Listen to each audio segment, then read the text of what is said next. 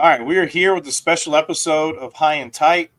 I am Jason Burton, Virginia Scouting Director for Prep Baseball, and joining me, special guest and an episode of In the Dugout, Coach Scott Jackson, the University of North Carolina Chapel Hill Recruiting Coordinator, and let's get going. Let's go.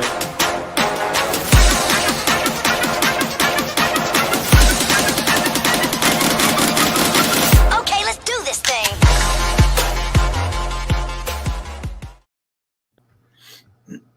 Coach, good morning. How are you? Good, Jason. How about you? Happy New Year. Same to you. We're January 1st, recording this the morning of January 1st. Coach is back in the office, ready to get the season started. I'm sure, as I'm sure everyone else across the country is. Now, Coach, are y'all making the trip up to ABCA? We are not. Got a lot of staff meetings and stuff going on here, and just a lot of things around the stadium that we need to take care of. So we've got some renovations going on, some stuff that we need to keep an eye on with our dugouts and weight rooms, stuff like that. So not this year, but certainly we'll stay connected with what's going on up there for sure. Now, how has, just if you can give me just like a brief rundown of essentially your path to where you're at now. Obviously you were just at Liberty as a head coach and now kind of back at Carolina, but just give us a quick rundown on your playing career, coaching career, and kind of where you're at now. Yeah, sure. So my playing career started at Campbell. I went there in the summer of 93, fall of 93, and ended up, having a medical redshirt, spent 5 years in Buies Creek, got my master's, actually 6 years, 5 years playing, one more for my master's, got out of there with 2 degrees and a wife. So I tell everybody that Buies Creek was pretty darn good to me, and then started my coaching career right away. I just been fortunate to get some opportunities that maybe I wasn't ready for. Steve Traylor hired me right out of college. I had zero experience to be an assistant coach at Wofford. So I was able to get my feet on the ground at the Division I level, get out on the road and recruit, do that right away. I made $3,000 a year. I lived in an old locker room. I ate my meals in the cafeteria. People don't believe me when I tell them that, but that was my start. Very humble beginnings, and on to Barton College, where I was given a ton of responsibility that helped me a bunch with Todd Wilkinson there. I actually coached the pitchers, did a lot with the hitters, took care of the field, just a lot of responsibility that really helped me a bunch. Went back to Campbell, my alma mater, for 1 year, and then landed at UNC Wilmington. Mark Scaff hired me there with zero experience coaching pitchers. Well, a little bit of experience at Barton, but certainly not at the Division I level. And so for that, I'm extremely grateful that kind of springboarded my career. I feel like with, being at a program that could reach the postseason. We did in 03, 04, and 06. So 3 of my 5 years there, we ended up in a regional, which was really cool. And then I went to Liberty for 1 year as the pitching coach before Mike Fox hired me at UNC, to come, work with the hitters. So I went back to working with the hitters and doing a lot of recruiting here at UNC.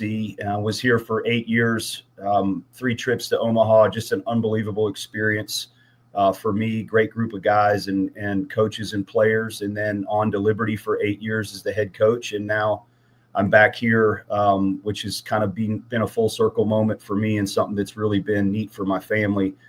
We love it here, and we've always been Tar Heels, and it's just been kind of surreal to be back, honestly.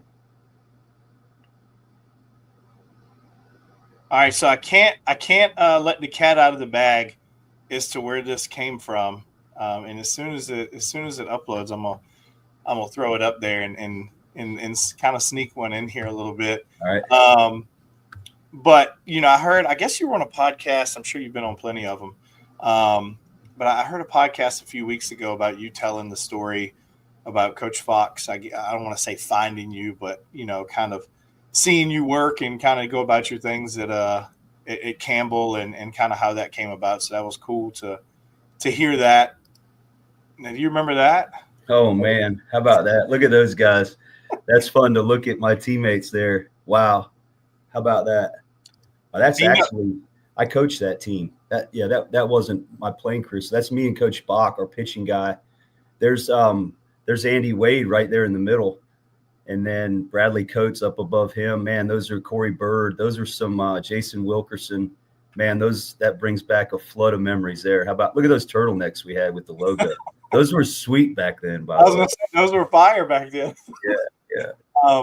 Awesome. No, and you know what was funny is that was sent to me. We've kind of had this in the works for I guess maybe a week or something like that, and that was sent to me weeks ago. Not even about this. So honestly, in the past 2 minutes, I was like, man, I got this. I was like, let me go grab it and throw it in here. That's awesome. So, but yeah, kind of small world. I guess that is Drew Wade's dad, correct? Yeah. How about that? Yeah, and Lauren played soccer.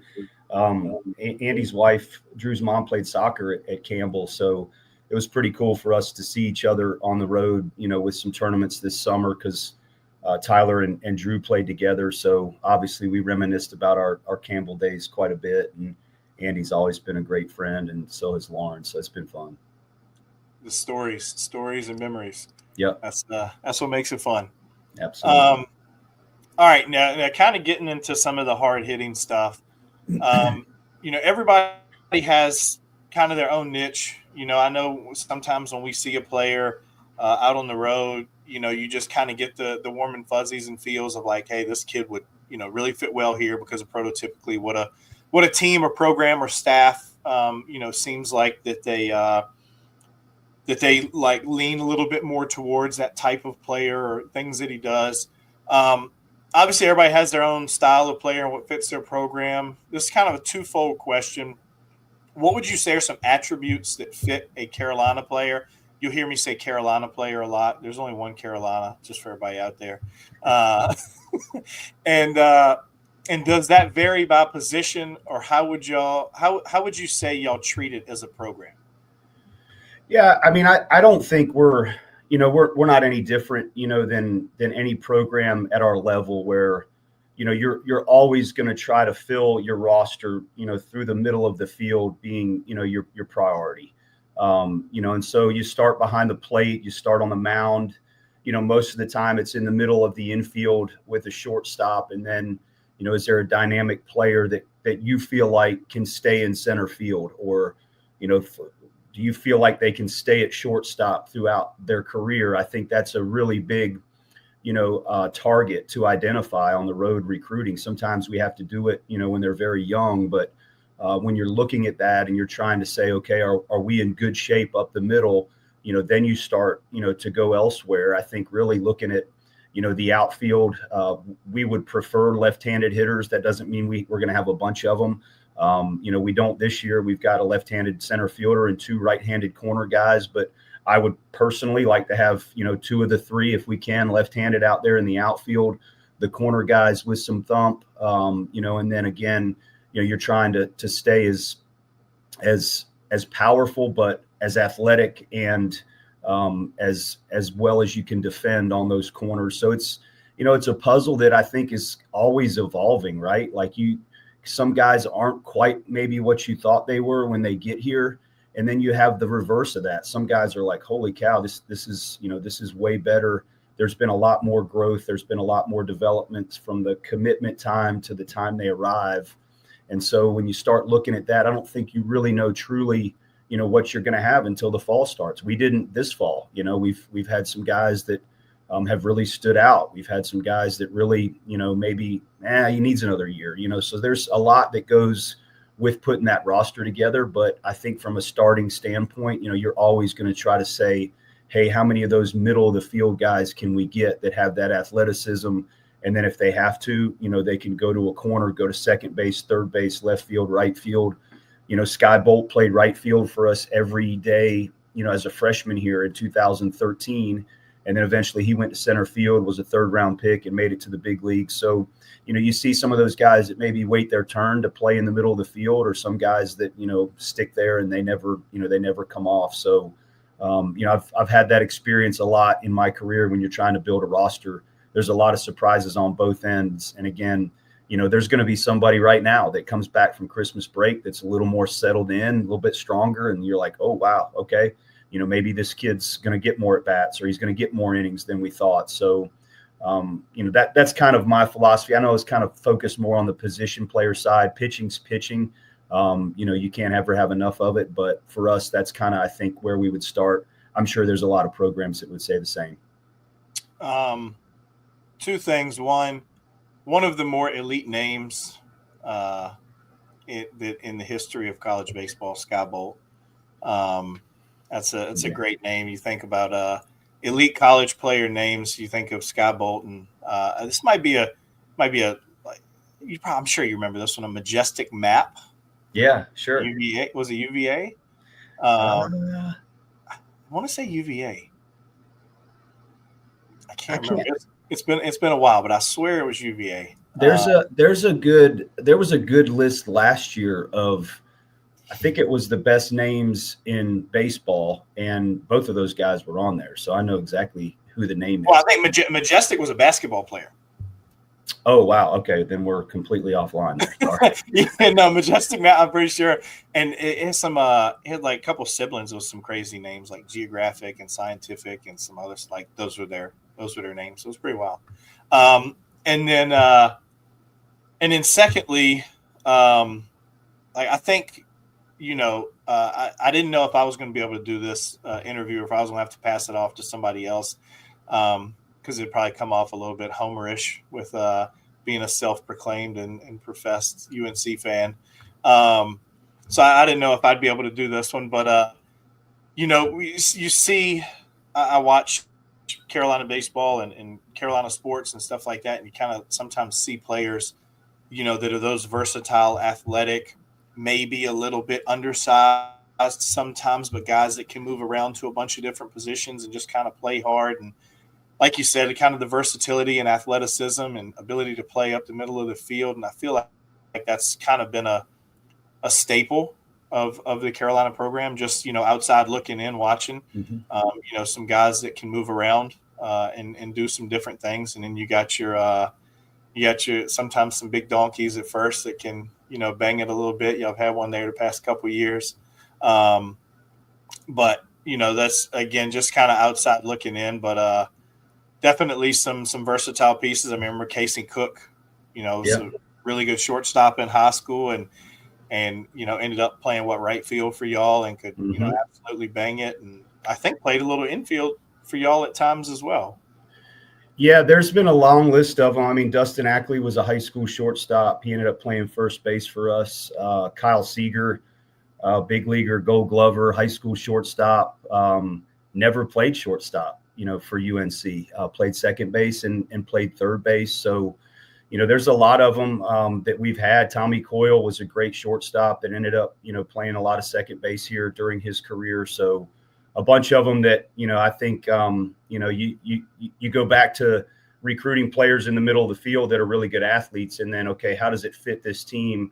How does it fit our roster? And then some guys are going to have to go other places, right? So that's one thing that I think we've really benefited from here is selfless guys that don't have to say, I have to play center field or I have to play shortstop. They're willing to do whatever it takes for our team to be good. And we've got a long list of examples, throughout my time here. And then certainly over the years that, I haven't been here, but have stayed, in close contact with Coach Forbes as he's talked a lot about their team and the makeup of their team. So it's pretty neat.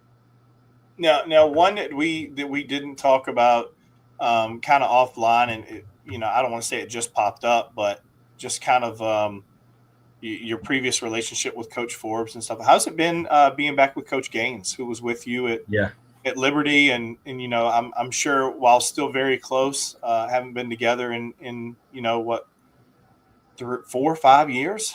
Yeah, it's been 5. Yeah. Mm-hmm. How has that been being back with Coach Gaines?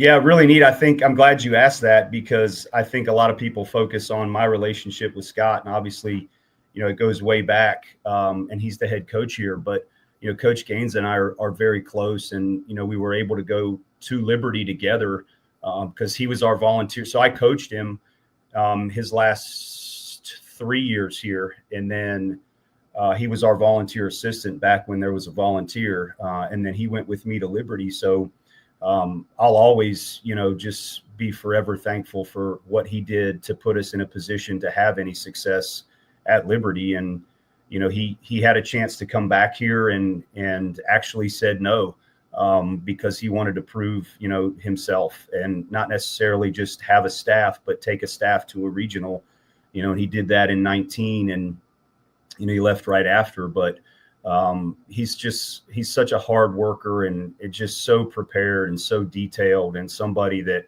I just admire, just the way he works and his relationship with players. And like I said, I'll forever be indebted and thankful for all the time and effort that he gave our program, right out of the gate with his first staff there at Liberty. And it put us in a position to have a good run of success there for 3 or 4 years. All right. Now staying kind of on the recruiting side, everyone talks about and, honestly complains about, portal, extra years, NIL, potential effects with some of the JUCO rulings that may, eventually set precedents for extended years, potentially, maybe for certain guys. My philosophy is really about anything is, no need to complain about something you don't have control over, control the controllables. But how are y'all as a program handling that and approaching the recruiting process, especially, since this is going to gear more towards high school players, especially when it comes to the high school players? I think you can really like, holy cow, what's going on here? This is crazy. Or you can just kind of take it one day at a time. I think that's really what we've done here is, we've kind of taken a step back and say, okay, talent's talent, right? Like, I don't really care how old you are. If we feel like you can help us win or you fit the roster here, or you're just a player that we really like, there's no reason to not, recruit that young man or at least start to build a relationship with him and maintain that relationship until you feel like, okay, that young man's ready to make a decision, or, hey, we've got a better idea of what our roster is going to look like. So there's always been so many balls in the air with college baseball, right? So you've got 27 on scholarship, 11.7, 35 on the roster.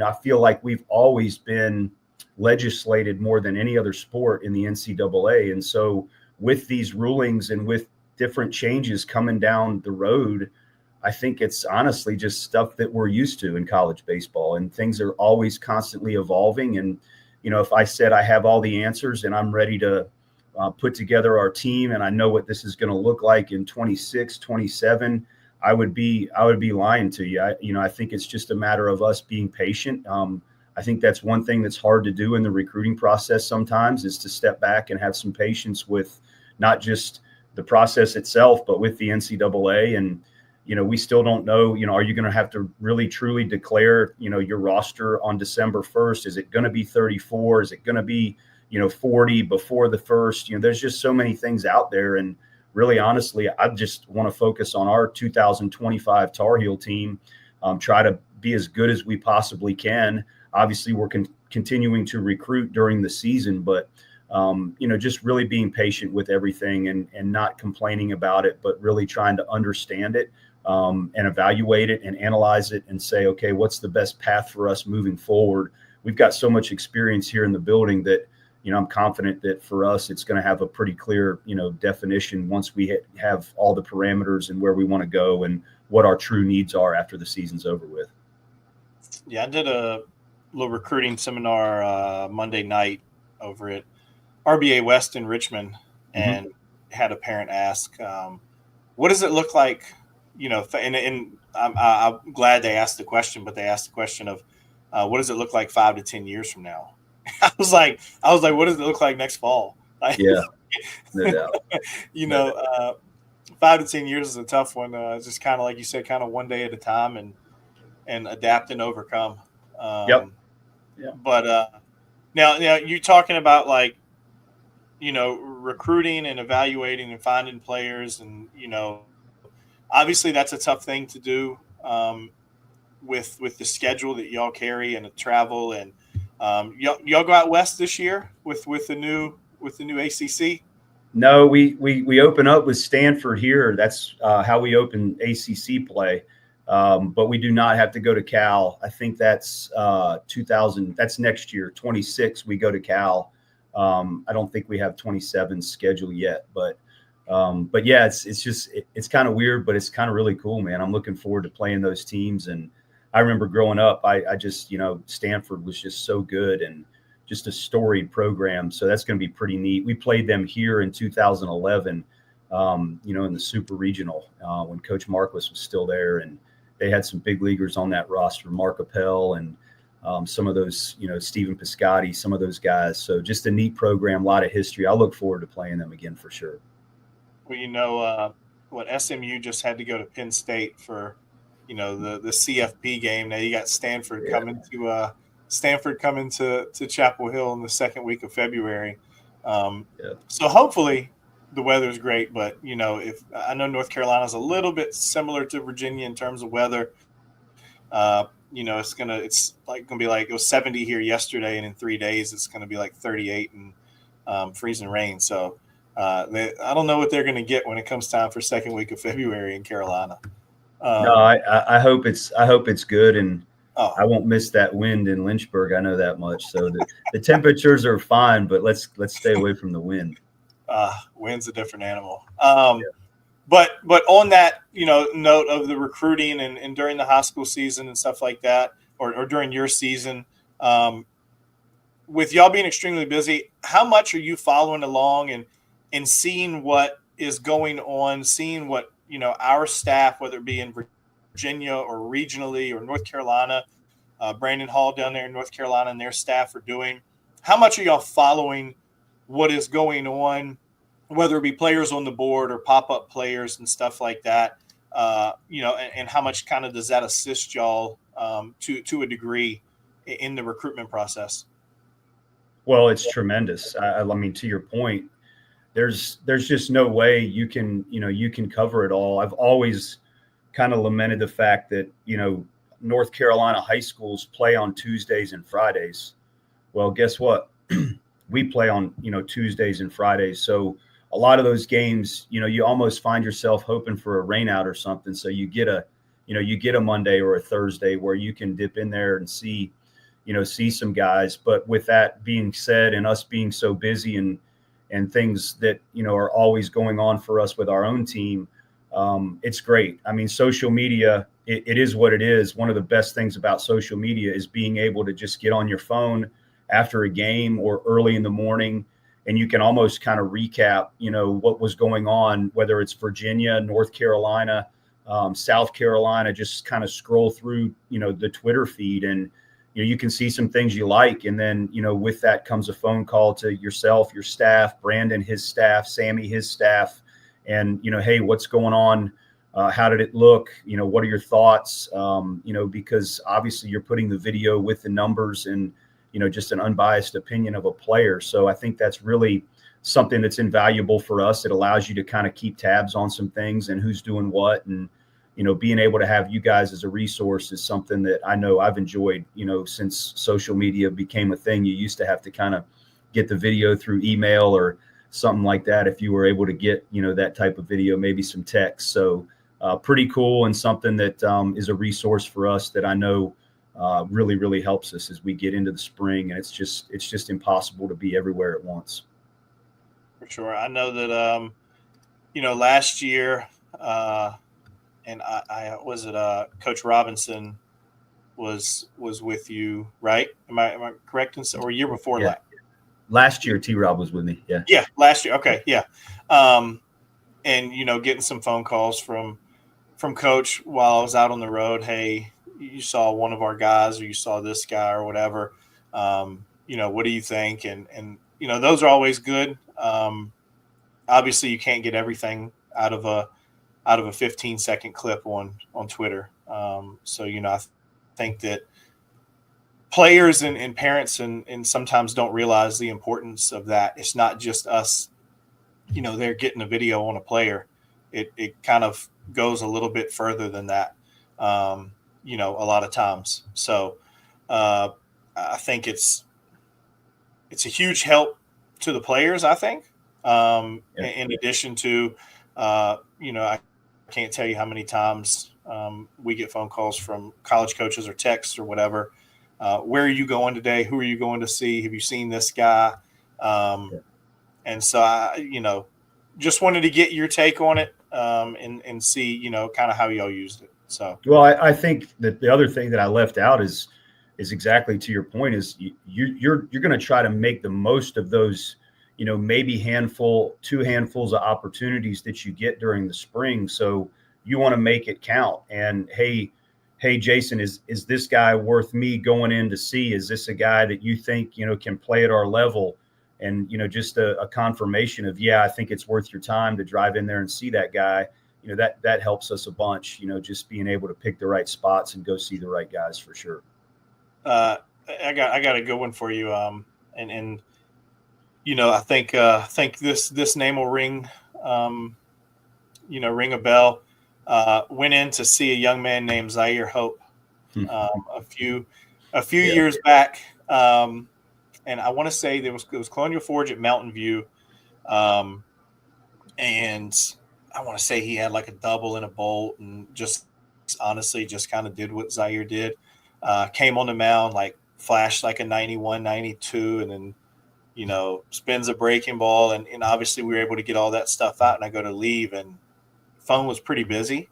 And I won't, roll the coach out there who asked, but they said, hey, like, where should we be at? We've talked to him and we're kind of, in the process, but should we offer? I was this is a mid-major, and I was like, you should have offered last month. You should have got in on this one a while ago. Well, I'm happy to say we did offer Zaire when I was at Liberty, and he was a fantastic kid, fantastic family. His mom, his brothers and sisters, his aunt were there, and we tried really hard. The funny thing about Zaire was still uncommitted at the East Coast Showcase, going into his senior year, which was, for a player of that caliber and that ability, is very rare, nowadays. And now, obviously, he was committed to UNC, but on his way to the big leagues, hopefully. And I wish him all the best, man. He's a great kid. You're talking about a phenomenal kid. I mean, I pat us on the back a little bit for that one. He was kind of, tooled up, raw, unpolished, but just had tools that just exploded. And he came to like a winter event. And I remember talking to him afterwards, and I think he had just transferred from Mount Vernon to Colonial Forge. And I don't think Coach Colangelo, Dave, knew him all that well or whatever. Right. He's coming in the winter, and he just, like, you can just see that it's there.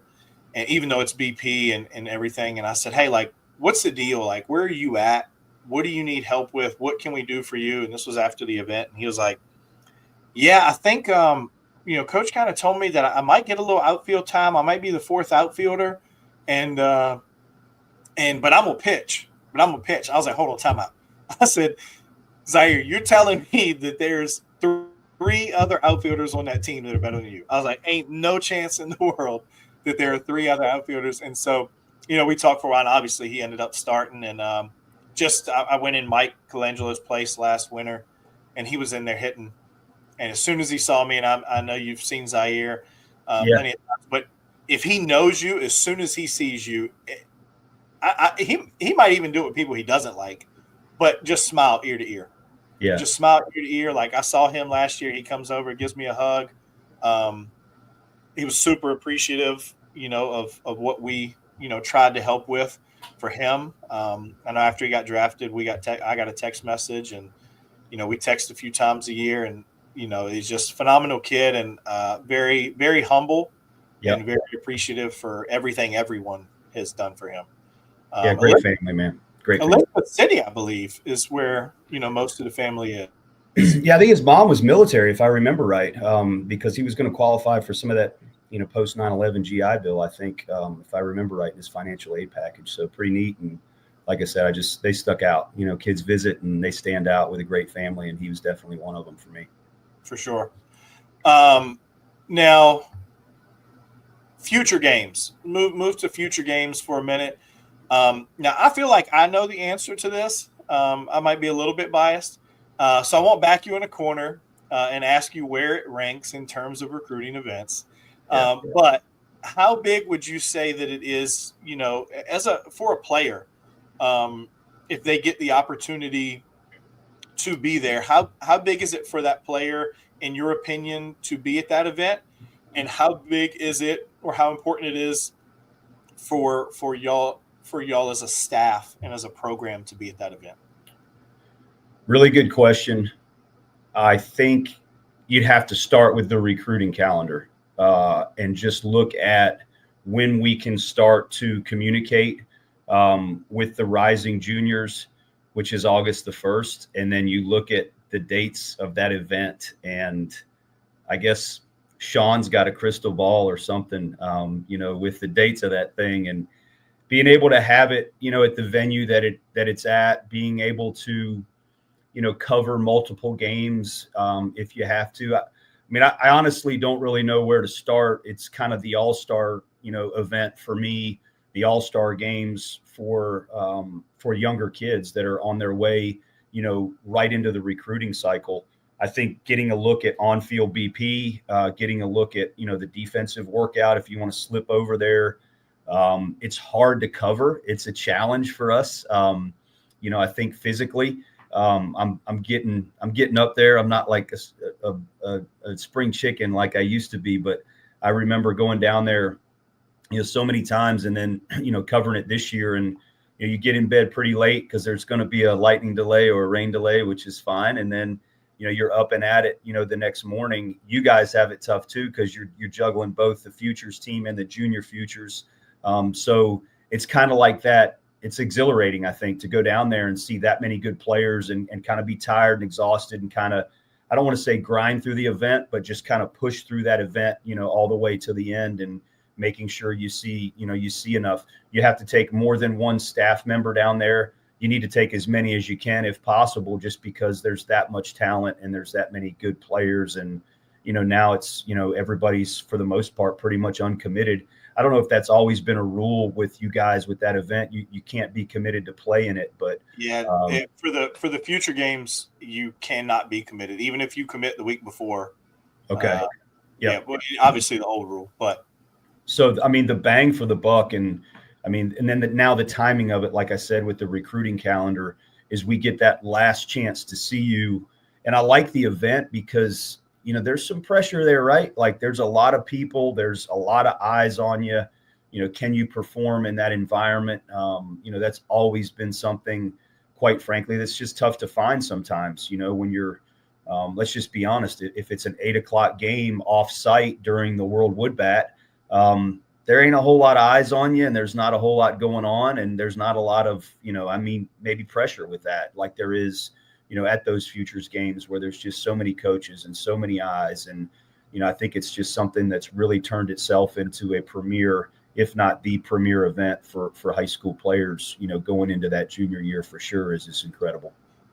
yeah, we talked to, we divvy out offers, if you will, after our summer events. And, so it'll be end of June and, middle end of June, and a player will offer a player, and, we'll talk to them and like, yeah, I gotta see what I can do, or if I'm able to do it, or this, that, and the other. And I'm like, look, you understand that you're going to travel, just say 8 weeks out of the summer, and play in all these different tournaments and be God knows where in the country, spending thousands and thousands and thousands of dollars.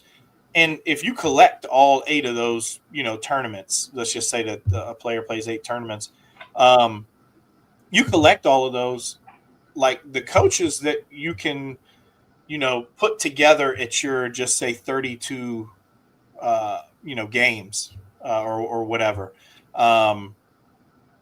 that wouldn't like be a drop in the bucket of the number of coaches and the who's who of college baseball at the future games. And I don't think like, and people are like, really? Like, is it that big? And then when they go to leave, they come out the dugout and their Oh my parent God. or their yeah, like, thank you so much. This was more than you said. And then, so I don't think people quite understand until they're there in that setting. It really is hard to fathom. I remember before I started, it was when I guess Virginia Sports Complex or whatever was still kind of had a lot going on, and we had some events there.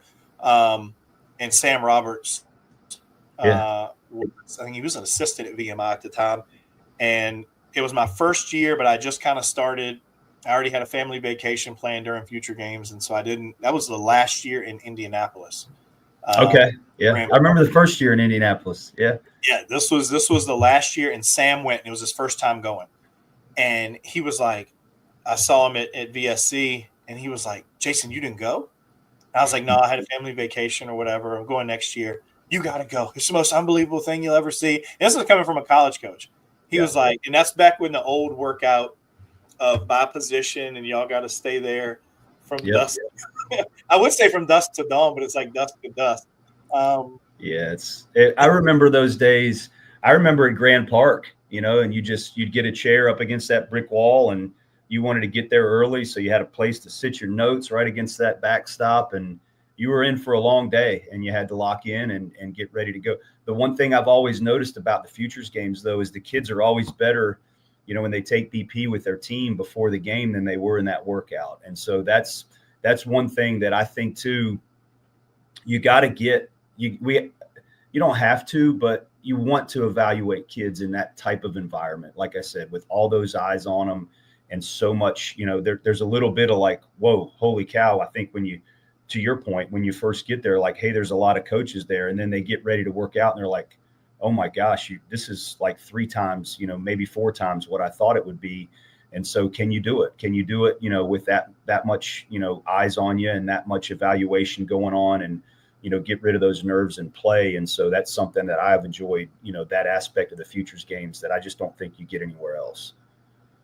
My first year was the first year at Lake Point, and I rolled up, and there was Coach Forbes, and I think he was sitting beside like Oregon, and like I walked up, and like you said, everybody had said everything Sam had told me the year before, and you walk up, and again, that was the old style workout, and you had them from foul pole around the backstop to foul pole down the sides, and it was just insane. But now on kind of that same note, Tyler and Ryan, your sons, Ryan a senior, correct? Yep. And Tyler a freshman, both at LCA, both played for Team Virginia Junior Future Games, which runs concurrently with the Future Games.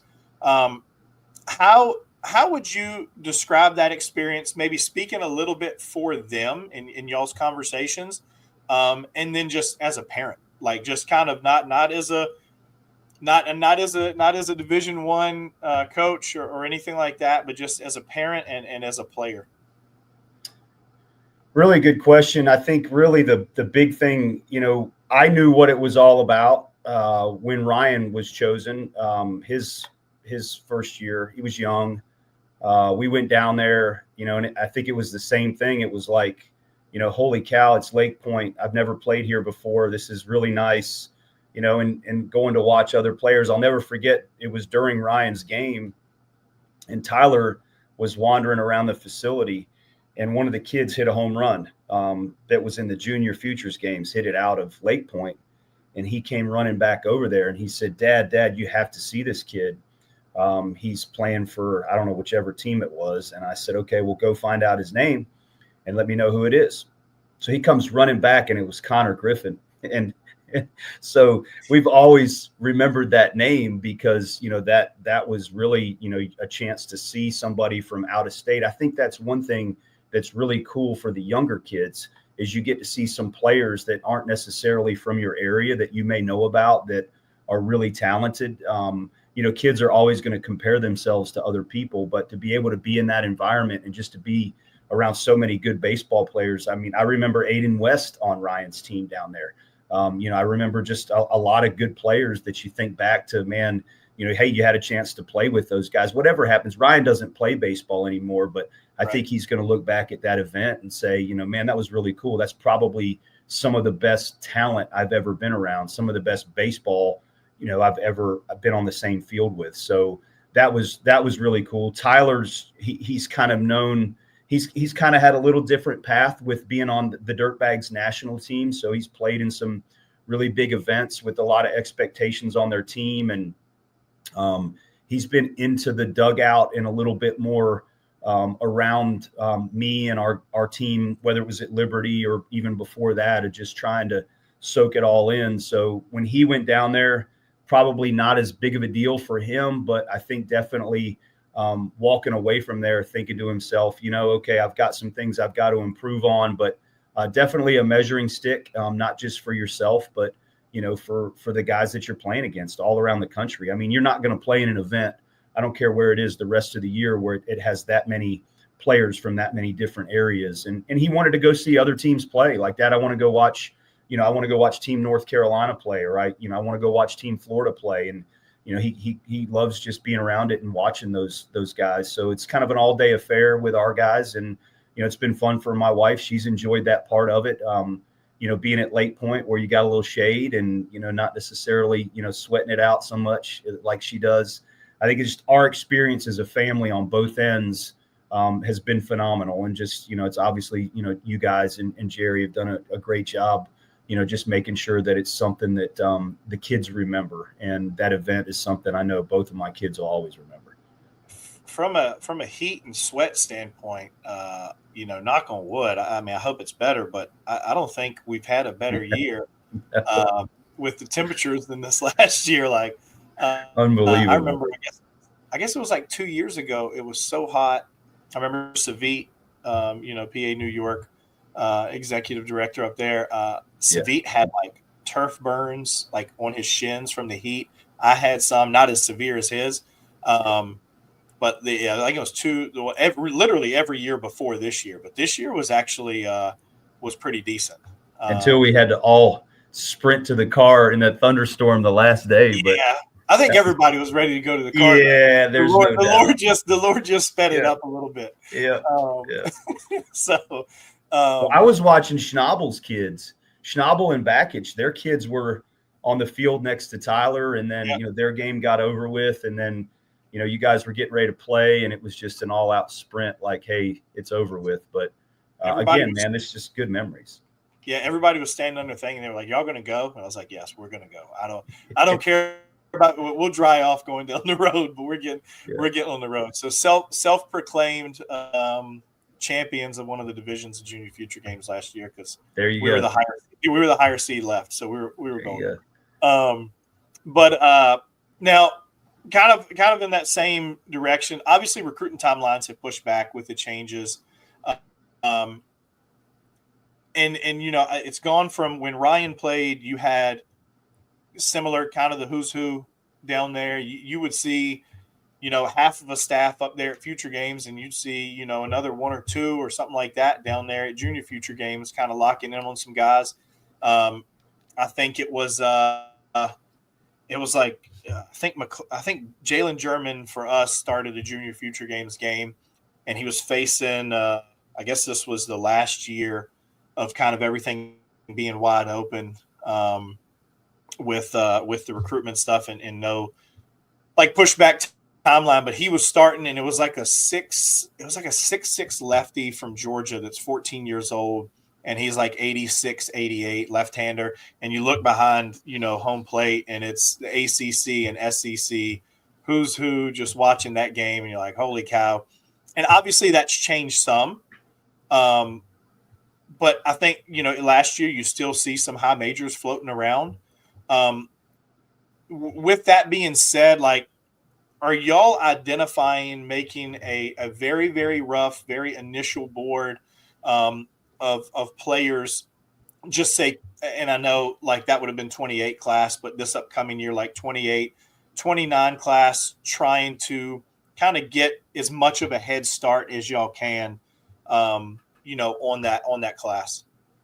Of course, you're always trying to gather names and, just kind of put them on our board, whether it's just typing a name in an Excel sheet or, just kind of saving an email. I've got a priority folder underneath 2028 where, sometimes you're just on the road and you see a kid. And I mean, it's happened that way for me for the 28 class because my son's a 28, right? So I've seen a lot of 28s play.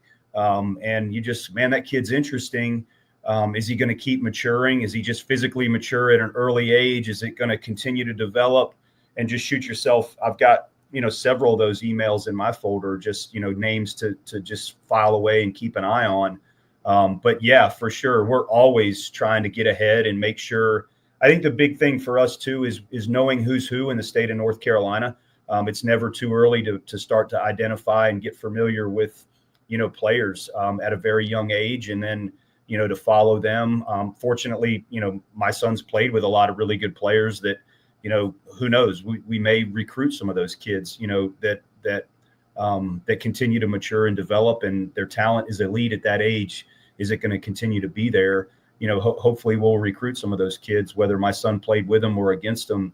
It's a pretty good advantage to have. I remember being jealous of the dads during COVID that had sons that were still playing because they could go out and watch them play, and we had to watch live, streams and stuff like that, and couldn't go out and watch them. So I'm looking forward to seeing where that 28 class ends up, and some of the guys that are really good players now, where they end up down the road. That's one of the most fun things I think about having kids, is where everybody kind of, matriculates to.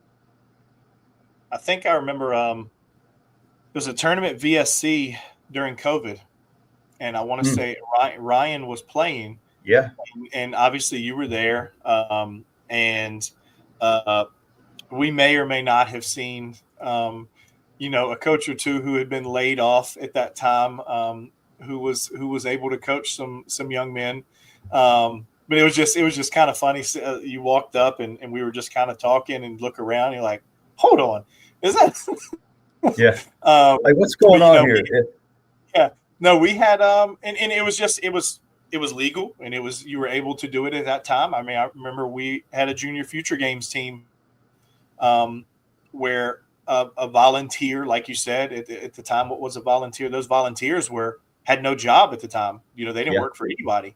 That same tournament now, Ryan was playing, and there was a game going on the field next to his, which was that Richmond Braves team with Austin Irby, McCadden Dye, Lee Sowers, Aiden Judge, Jackson Runyon. I feel like I'm probably leaving like two of them out. Bubba Sawyer. Yeah, Bubba was on that team. Yeah, I may or may not have looked over my shoulder, while I was watching Ryan's team play, but I'll never forget that during COVID. That was pretty neat. And you look at all those players now, and I think all those guys I just mentioned are Division I players, with Irby at ECU and Lee here at UNC, McCadden here at UNC, Jackson's at Virginia Tech, Bubba's at Greensboro, I think, and Aiden Judge is at VMI. So, yeah, so a really loaded roster for that age for sure. Yeah, and like you said, I'm sure we're probably missing somebody. I think D Candido. I know he was a Braves guy, but I think he was a year ahead of them. I think he's at Liberty now. Yeah, and he's at Liberty. Yep. Yeah. So yeah, that was a pretty talented group. But I think it's important, like, for people to understand. I think everybody has gotten like, oh, well, they're not recruiting, so I can just kind of sit here and, kind of not. I don't want to say not do anything, but not. I guess maybe not push the envelope. And yeah, I think there's definitely a different approach to it now. But I think it's still important for parents and players to understand, like, it's still important to be proactive. Yeah. Obviously, I don't think anybody has taken any time away from the development or getting better piece, regardless of where the recruiting process was at. But I think everybody has just gone like, not everybody, but some people have gone just completely hands off, like, oh, well, they can't offer me, so I'm just not gonna. Well, they're still like developing lists, and they're still looking, and they're still watching, and they're still seeing the growth of players. They just can't We just can't set up that phone call anymore. Yeah, and that's, I think that's one thing too. I think there's a couple things that bother me a little bit is with these new rules and where the process is kind of going with the roster limit and people thinking that, well, they're not going to recruit high school players anymore. Like, no, that can't be further from the truth. Talent's talent, no matter how old it is. And then, yeah, to your point, in that interim stretch there, when I say that interim stretch, that means, you've gotten to high school and it's before, that summer before your junior year. Like, how can you be most productive there and not have any distractions? And when I say that, that means we're not coming to your games. You don't have to call us. You're not worried about an offer. You're not worried about dugout chatter like, hey, so-and-so is committed. Hey, so-and-so is visiting here. How much did they offer you? Like, in that stretch of your first 2 years of high school, how much better can you get without the distractions? And really, what are you pursuing? Don't pursue a ranking. Don't pursue, comparing yourself to somebody else who's already committed. Lock in on really just being the best baseball player you can be, but just having fun. I think that really is the best thing about the new rules is it gets back to the purity of enjoying playing without the noise that I think, we brought to the table with offering kids at that young of an age. Let's just go have fun and try to help our team win and really lock into how productive you can be during that first, freshman, sophomore year of high school. And you say the noise and things that y'all brought, like it was either is as much as it's just like going to an event, or you look at football and you look at basketball, you see a kid get an offer from X school, and I think sometimes it's reactive, like, hey, like, we probably need to be in here. Yep. And so I think the issue, probably even more so than anything else, was X school is going to be out recruiting and offering and taking kids. Like, we can't let them get all of them. So, like, we got to get in there too. And I think to your point, I don't know if we've seen what it can potentially get to yet, because I think it's not far enough removed from the new rule. I think in 2 or 3 years you'll start to see. But I mean, a lot of these kids have seen, player X that committed when they were in, ninth grade. So I think some of them still have those lingering thoughts of like, I have to do this, that, and the other. And like you said, it creates some of that noise. But I think as we continue to go down the line, we're going to get away from that a little bit, as like, I need to be committed at this point, because obviously that can't happen anymore. And they don't have to compare themselves to other people's process and other people's timeline as much. Yeah. And I think you nailed it. The amount of commitments back in the day, back in the day that were committed to schools. I'd like to know the number of them that, some schools took just to keep them from going somewhere else. And then just, hey, we're just going to evaluate them until it comes time for them to sign an NLI. And if they haven't developed, then, they need to go somewhere else. That's just not the right way, to recruit. You obviously want to recruit players because you feel like, they have the ability to help your program and they have a place in your program. And so I think that eliminated a lot of that, I know for us, and I'd be lying if I said I didn't do it. You just, hey, let's just offer this kid and see if we can get him to keep him from going somewhere else. And then, you kind of see where, things pan out. And that's just not right. But that's what the landscape forced a lot of us to do.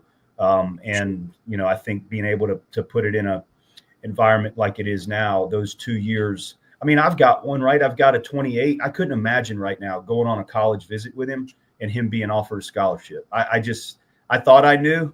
And now that I have a kid that's that age, that's a decent player, I couldn't imagine that. Like, he's worried about doing his driving test and getting his learner's permit and watching the Redskins and playing football and the things that he should be worried about, not where he's going to go to school.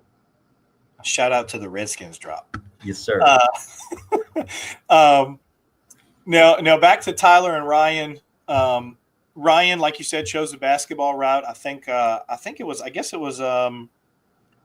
Harpster's senior year. Yeah. And I guess Campbell was a junior and Harpster was throwing, I think, versus he was throwing versus LCA that night. Obviously, that's why I was there. And got to the game in the Seminole District. They do a JV varsity. A lot of times they do a JV varsity. So it is awesome for that to happen. Not as great for me when I show up for, a 7:00 game. Been there. Yeah. Right. Yeah. You've been there. And it ends up starting at like 8. I showed up to that game, and that's when you told me, like, hey, I think this is going to be it. He might play a little high school baseball, but he's going to lean more towards basketball and stuff. Ryan chose basketball, stud on the court, point guard, correct? Point guard shooter? Yep, point guard. And Tyler, I didn't even know this. I texted Coach a few weeks ago. I saw the LCA won the state, the Class 3 state title, and I just assumed – right? And you know what happens when you assume. I just assumed that Ryan, since he was the senior, was the quarterback. And lo and behold, there's Tyler, the freshman, helping lead his team to a state title as a freshman, and just a lockdown shortstop. How as a parent have you handled their development as athletes, and kind of where you choose, especially from being a coach, where you choose to push and pull? On some things? That's an awesome question. My wife was an athlete too. She played college basketball. So we kind of both knew, what it was like coming up through and having a chance to be, one of the better players, I guess is the best way to say it.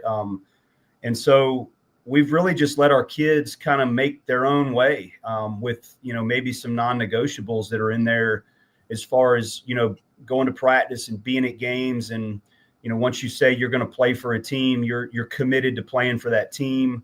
But outside of that, I think my kids have really benefited from being around college baseball players at a very young age and understanding, how it looks to be, that, I guess, committed to your craft and being at practice and what a good practice looks like. And so really, I would be lying if I said we did this, this, and this.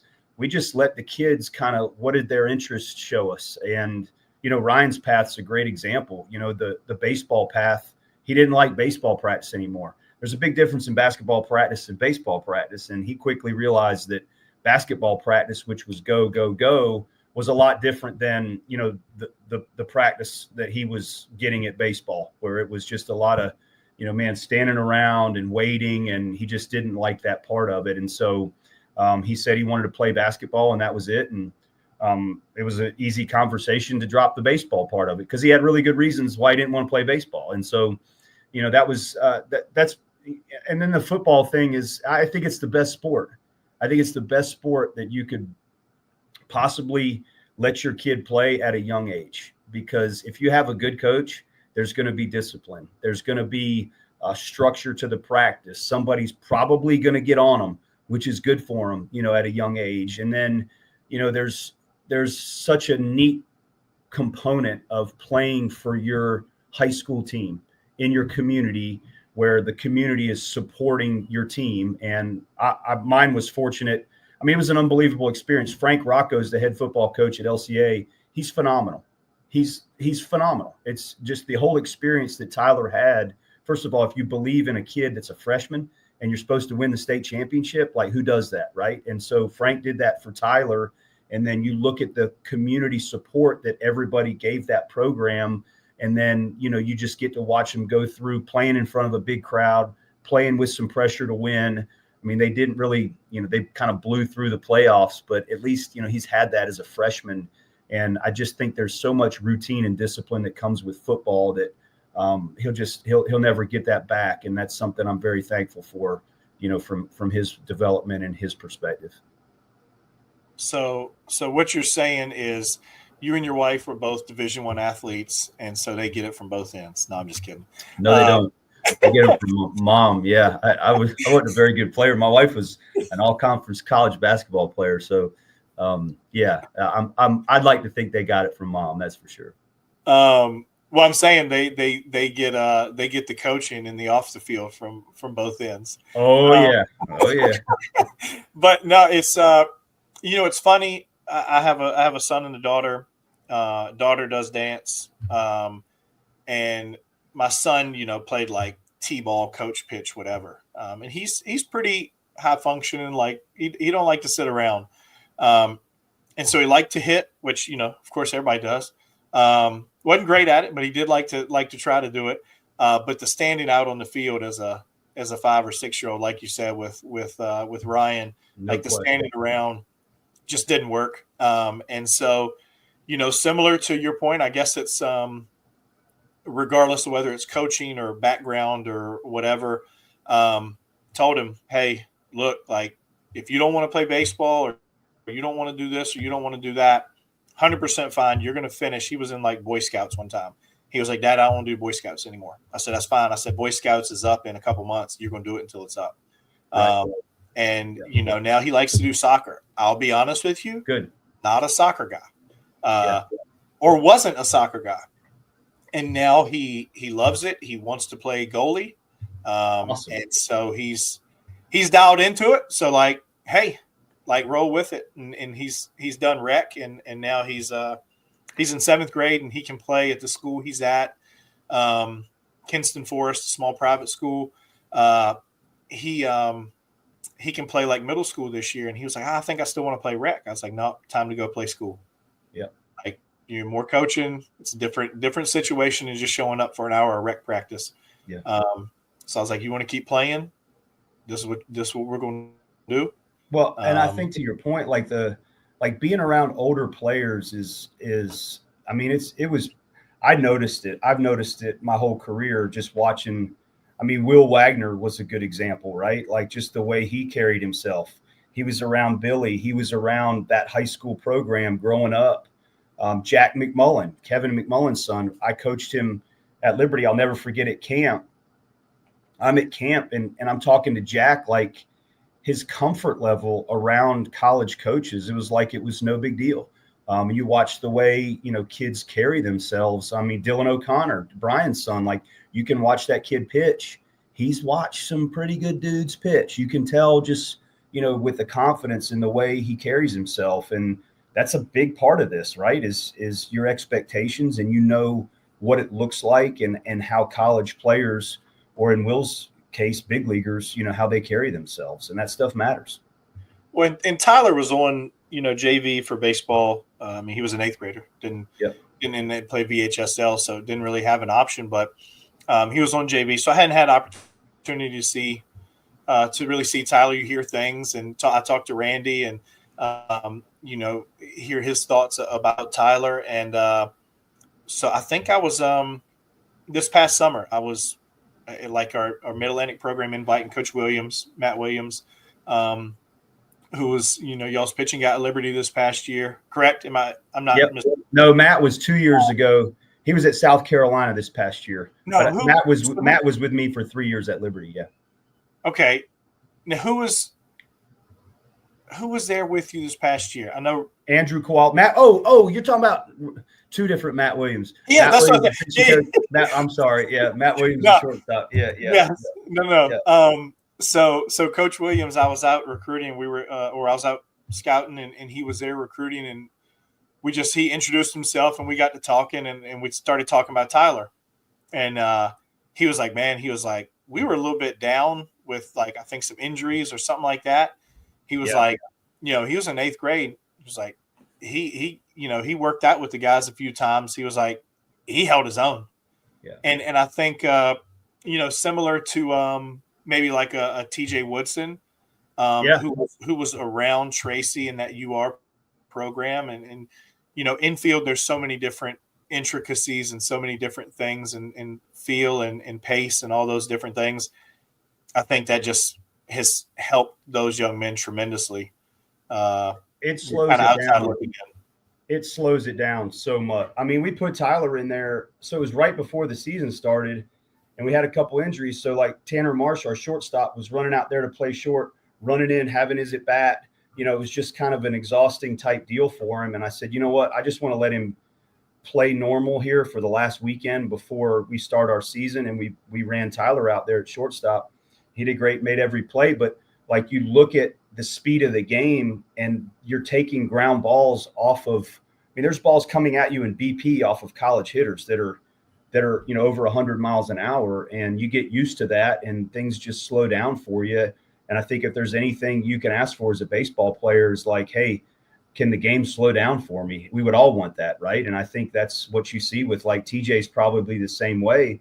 He probably took a lot of ground balls out there at Richmond with Tracy, and the ball comes off the bat different. You got to get used to it, and your feet have to be faster. And so all those things that you want as a player, you get them when you force yourself to try to survive in that environment, which is exactly what mine was doing at about 10 or 11 years old, taking ground balls with our guys at Liberty.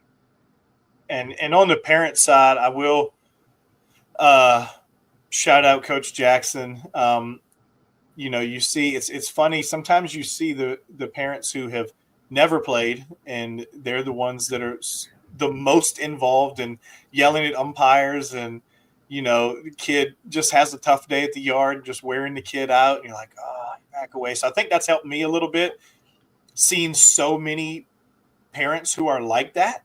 Yeah. Like, when he struggles, when my son struggles in goal or something like that, like on the ride home, like I'm not beating him up, but like, hey, this is what we probably need to do. He was like, Dad, did you think I played a good game? Like, it was okay. Like, but here's how, but just not wearing him out. But to Coach Jackson's credit, most of the people who have played at a high level, coached at a high level, been around it so long, at junior future games this past year, you always see the people who are just down the line and who are removing themselves and just watching. And that's Coach Jackson. It was kind of a little quick, funny story. We were in a tough spot. I think it was versus like Kentucky, and it was a night game, and it was a pretty tense game for 14U, and there was a little chirping back and forth or whatever.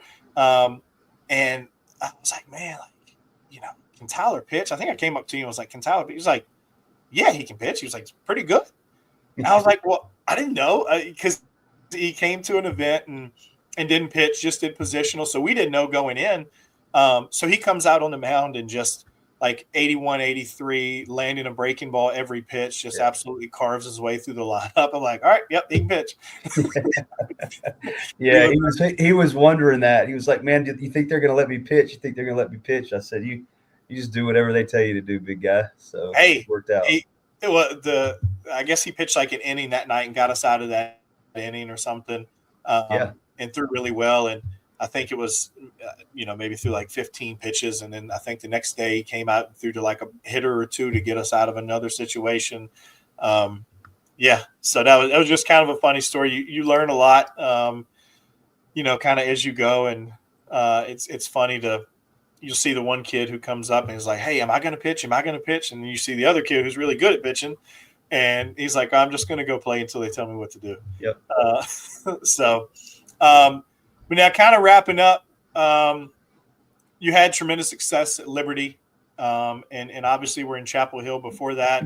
And now back to Chapel Hill. What do you think are some things that kind of, that led you back to Carolina, and why you enjoy calling that? I know it's technically maybe not home yet because you still have some kids playing in at LCA, but why you enjoy calling that place home and why you enjoy being there? Well, I appreciate you asking that. I think it was a lot of factors that went into it. My wife's a public school teacher, so for her state retirement, we knew we'd always end up back here. I didn't know when. I didn't know how that was going to look. I never dreamed it would be in Chapel Hill, but this was always our end game, to be down in the state of North Carolina, somewhere. So I think you have to start there when you're talking about your family. The timing of it with Ryan being a senior, letting him finish out this year. And then it was just, Tyler that would have to transfer down here and start at a new school. So that was a factor. And then my relationships here are deep, man, with Scott Forbes and Bryant Gaines, and even, Jesse Wiersbicki, Jason Howell. I had a chance to coach those guys along the way. Jason was in summer ball. Coach Wiersbicki was both of his years here at UNC. And so when you're around those guys every day, I guess, it starts to turn into who you work with, not so much, where you work. And then if you take who I work with and then you put it on top of where I work now, it's a phenomenal experience. It's like I said, sometimes it's surreal. Like, Forbes will joke around and be like, "Hey man, can you believe this? Like, you're back here." And I'm like, honestly, no, I never thought, that this was going to work out like it did. And so I'm just thankful. Very few people get to leave UNC and then get to come back. And, I'm fortunate to have, that opportunity. And then, I get to see Coach Fox, and you get to see a lot of the people that, you just have really long, deep relationships with, not just with them, but with their family. And so, here we are, and we're excited about it. And I'm looking forward to this spring and being at the Bosch. That's for sure. All right, now last question. This is a fun one. Coach has no idea that this one's coming. Now, I've been to Chapel Hill quite a few times, not nearly as many as you, but I want you, if you're able to, if you had a day from start to finish in Chapel Hill, or maybe just the close surrounding area, breakfast, lunch, dinner. Oh man. Okay. What would your stops be? Well, if I had to get breakfast, it depends. If you're on the run, you need to go to Sunrise Biscuit Kitchen. That place is, it's sneaky good. It's right down there off Franklin Street, down the hill, just off campus. Or Breadman's, if you want to sit down. Breadman's used to be up here, right off campus, and now it's down at University Mall. So those would be my two places. If I was going to eat lunch, probably Sutton's, which is right on Franklin Street, or IP3 if you want some pizza. These are all local places, obviously no chain stuff there. And then I would go to Top of the Hill for dinner. It's right there, on the corner of Franklin and Columbia, and it overlooks that intersection that we like to make famous when we beat Duke, and everybody storms, Franklin Street and has a good old time. So if you want to soak in what I think are staples of Chapel Hill, those would be my go-to restaurants for sure. And I don't know if sneaky could be used with Sunrise. Okay, good. Some people have never heard of it. Yeah. Well, no, and I'll say this, Coach, as many times as I've been, I have never been to Sunrise. And Really? honestly, it's crazy. But usually it's because you're coming, down Franklin Street, and when you cross over that little bridge there, the cars are backed up onto the road, over the bridge. And I'm like, gosh, I don't think I'm gonna wait in that line. But no, I mean, I think it's been on like Diners, Drive-Ins, and Dives, or one of those food shows like that. It should be. It should be. Yeah. So pretty famous spot. I was interested once you didn't go to Sutton's for breakfast, if you were going to leave them out, but you. You got to go to Sutton's, man. I'd rather have that burger, honestly. But I was just there with one of our former players, Nick Pry. I was just there with him for breakfast, and then I'm going to breakfast tomorrow with Mr. Bedore, our old AD at Breadman's. So, but for sure, not going to leave Sutton's out, not at all. And IP3, great spot. Great spot. I tell you, we like to venture to Carolina Brewery. Sure. Yeah. Yeah. The Carolina Brewery and Sup Dogs. Okay. I've never been to Sup Dogs. I've never been there. I've heard a lot of people talk about it, but yes, it's pretty cool spot. I took myself and Jordan and Trey. Trey's been an intern with us for 4 years. He's the GA at VCU, and then Jordan. Oh, good. Okay. Jordan's my right hand. We came down for the who was it? Carolina and Wake game, and so Trey had been to Carolina just because of the home game versus y'all with VCU. I guess last year was his kind of first year on the road with the team, and but they'd never been in that capacity, so they fell in love. They were like, "Oh, we're coming back all the time." That's awesome. We're biased, but the campus, the whole thing, you can't beat it. Can't beat it. Hey, just became a Rams Club member and Nice. new season ticket owner for football. So Isn't that awesome, man? I can't wait. I called Rams Club and I was like, "Hey, y'all been busy?" And the guy laughed. He was like, "Yeah, a little bit." Yeah. So it's going to be pretty crazy. But Coach, I appreciate your time. Appreciate the relationship, if you will, that and kind of open communication and you giving us the opportunity to be around both of your sons, and very, very bright future for both of those young men. And enjoyed our time here in Virginia, and we'll definitely be supporting you at Chapel Hill, and just appreciate you coming on with me. Well, I appreciate you saying that and just the opportunities you've given my boys, and then certainly what you guys do for us, make our life easier, and such a great organization, and everything that I know you pour into it, man. It certainly shows. So thanks a ton. Absolutely, Coach. Take care and Happy New Year. All right, you too. Take care.